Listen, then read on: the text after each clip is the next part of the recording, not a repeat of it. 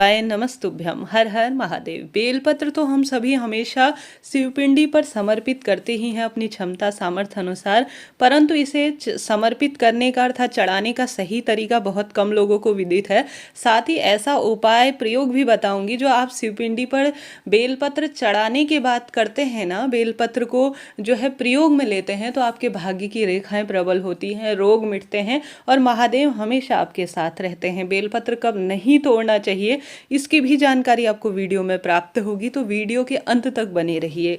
आप जानते होंगे महादेव माँ पार्वती के अंश से उत्पन्न बेलपत्र इस कलयुग में चमत्कार की तरह है। इसके कई उपाय, कई प्रयोग और इसे मात्र शिवपिंडी पर साधारण सरल तरीके से समर्पित भी कर दिया जाता है ना, तो भाग्य बदलता है, कष्ट संकट पीड़ा का नाश होता है। महाशिवरात्रि का दिन हो या प्रदोष व्रत हो या नियमित रूप से हम शिवपिंडी पर बेलपत्र जरूर से समर्पित करते हैं। ऐसी स्थिति में बेलपत्र कब नहीं तोड़ना चाहिए, सबसे पहले यह जान लेते हैं।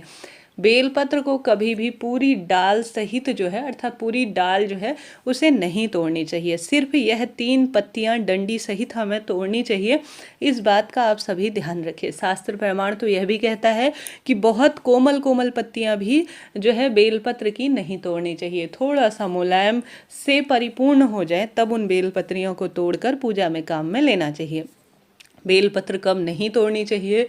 बेलपत्र कभी भी चतुर्दशी तिथि, पूर्णिमा, अमावस्या, जिस दिन आपका व्रत हो, कोई सा भी व्रत हो, एकादशी हो या कोई भी व्रत हो, उस दिन आपको किसी भी पेड़ की पत्ती नहीं तोड़नी चाहिए। सांझ के समय बेलपत्र नहीं तोड़नी है। आपका जो है सोमवार का व्रत हो और प्रदोष का व्रत हो, मासिक शिवरात्रि का व्रत हो या कोई विशेष नियम के दिन आपको सांझ के समय, रात के समय बेलपत्र नहीं तोड़नी है। इस बात का आप सभी ध्यान रखिए। तो इन तिथियों में आपको बेलपत्र कभी भी भूल से नहीं तोड़नी है। यह आपके व्रत पूजा पाठ के फल को खत्म करने वाला माना जाता है। साथ ही आपको बेलपत्र जो है अगर आप भूल गए हैं तो कैसे आपको बेलपत्र जो है प्रयोग में लेनी चाहिए। बेलपत्र जो है शिवपिंडी पर चढ़ाकर आप कई बार काम में ले सकते हैं, बस वह टूटी फूटी खंडित ना हो, इस बात का आपको ध्यान रखते हुए कार्य करना है। आप शिव पर चढ़ी हुई बेलपत्र धोकर सुंदर स्वरूप में उसे सुसज्जित कर आप शिवपिंडी पर कई बार उसे समर्पित कर सकते हैं अपनी मनोकामना महादेव से कहने के लिए।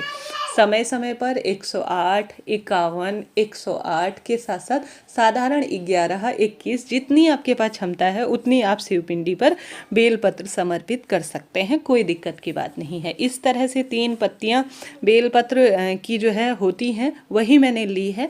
थोड़ा सा जो है बेलपत्र आप ध्यान रखिएगा कि वह टूटी फूटी खंडित ना हो। अभी थोड़ा सा मुझे भी जो है बेलपत्र कम ही मिल पाई थी, परंतु आपको समझाने के लिए यह मैं वीडियो बना रही हूँ, जो कि थोड़ा सा बेलपत्र इस तरह की मुझे भी मिली है जो कि पूर्ण रूप से अच्छी सुसज्जित अवस्था में नहीं है। फिर भी भगवान की भक्ति के लिए मैंने जो है जन प्रसार के लिए इस तरह के लिए, कोई दिक्कत की बात नहीं है। बेलपत्र साफ है, कहीं से टूटी फूटी खंडित नहीं है, फिर भी जो है अच्छी अवस्था में हो तो उसी स्वरूप में ले लीजिएगा। बेलपत्र परिपूर्ण होनी चाहिए। अब इसे कैसे शिवलिंग पर समर्पित करना है, देखिए जो मैंने 3 उंगलियां बना रखी है, यह हवन की जो है सुंदर स्वरूप इसे कहा जाता है उंगलियों का। इसे मृगी मुद्रा कहा जाता है, ठीक है। मृगी मुद्रा में आप सभी को इस तरह से पकड़ना है और चिकना वाला हिस्सा जहां मैंने देखो ओम लिखा हुआ है, आपने देखा होगा, चंदन से सुसज्जित कर रखा है। आप इसमें ओम नमः शिवाय भी लिख सकते हैं, श्री शिवाय नमस्तुभ्यम भी लिख सकते हैं, इच्छा आपकी है।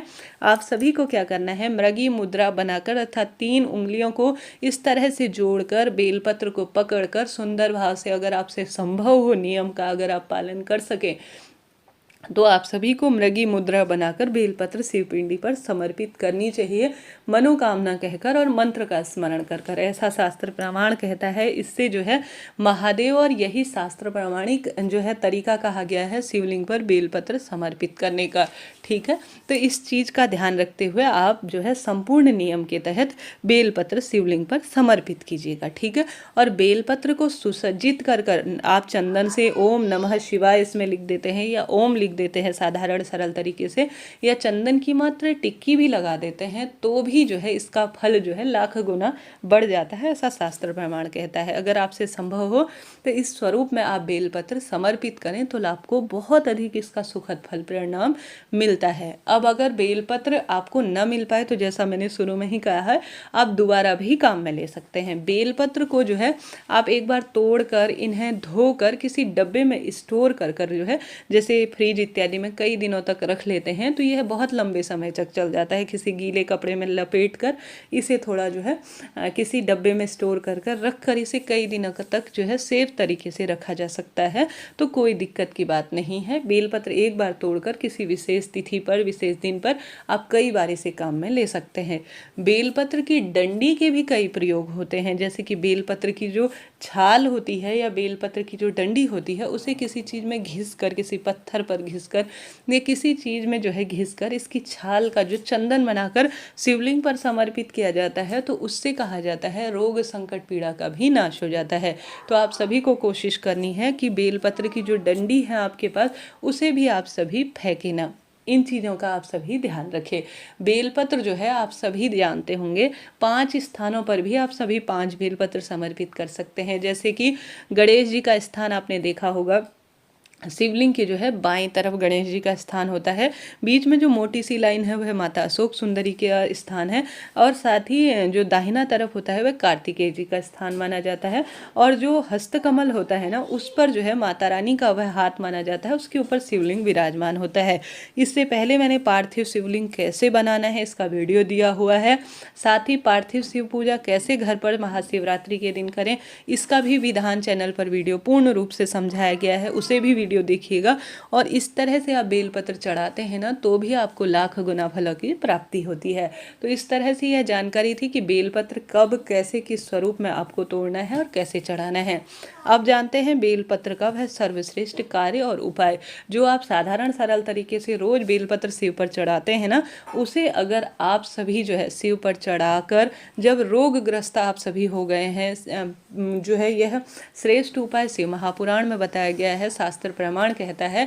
अगर आप सभी बेलपत्र शिव पर चढ़ाकर उसे जो है भगवान जी के आगे नतमस्तक होकर प्रसाद स्वरूप में मांग कर लाते हैं और थोड़ा थोड़ा उसे खाना शुरू करते हैं, तो आपके रोग जो है पल भर में छूमंतर हो जाते हैं। साथ ही भगवान महादेव से बेलपत्र उन पर चढ़ी हुई, भले ही आपने ना चढ़ाई हो, किसी अन्य व्यक्ति ने चढ़ाई हो, परंतु उस बेलपत्र को लाकर अगर आप अपने पास हमेशा के लिए रख लेते हैं, कोई फाइल में रख लेते हैं, कोई तिजोरी के स्थान पर रख लेते हैं, शास्त्र प्रमाण कहता है, हमारे गुरुजी बताते हैं कि इससे जो है महादेव जो शिव पर चढ़ी हुई बेलपत्र है, अभिमंत्रित बेलपत्र है, वह अपने आप में अमृत की बूंद बन जाती है और महादेव जो है आपके आसपास विराजमान रहते हैं। उस बेलपत्र को अपने पास रख लेने से महत्वता लाख गुना बढ़ जाती है। इतने श्रेष्ठ कार्य हैं बेलपत्र के। तो आप सभी बेलपत्र कभी भी इन तिथियों में ना तोड़ें, इस तरह से बेलपत्र समर्पित करें और बेलपत्र का यह प्रयोग करेंगे तो आप जीवन में उन्नति करेंगे, कष्ट संकट पीड़ा का नाश होना ही है। वीडियो इस तरह से थी,